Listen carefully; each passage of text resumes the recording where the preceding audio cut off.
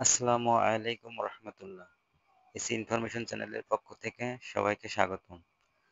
আলহামদুলিল্লাহ, পবিত্র ঈদুল ফিতর উপলক্ষে আমাদের গ্রামের একটি সংগঠন, আমাদের প্রাণের সংগঠন, মানবতার ডাক স্বেচ্ছাসেবী সংগঠনের পক্ষ থেকে পবিত্র ঈদুল ফিতরের দিন নামাজের পর গ্রামের অসহায়, দুস্থ এবং গরিব মানুষের মাঝে খাদ্য সামগ্রী বিতরণ করা হবে।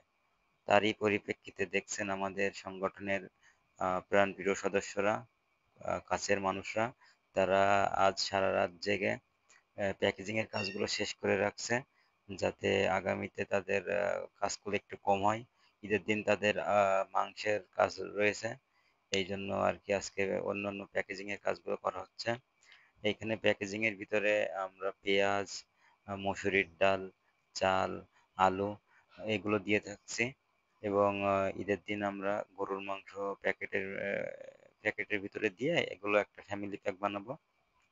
একটা ব্যাগের ভিতরে থাকবে আর কি চাল, ডাল, আলু, তেল, পেঁয়াজ এবং গরুর মাংস। তো সম্পূর্ণ ভিডিওটা আপনাদের মাঝে আমি দেখাবো। ঈদের দিন হয়তো চেষ্টা করবো ভিডিওটা দেওয়ার।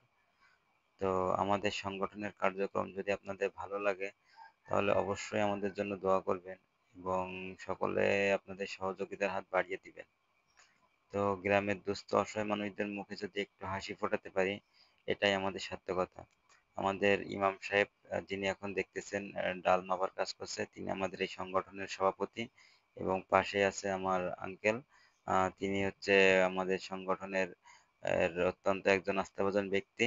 সাথে এখানে আছে আরমান, আছে আমাদের মসজিদের কিছু হাফেজ সাহেব, আছে রমজান চাচা, আছে শান্ত, আমাদের বিপ্লব,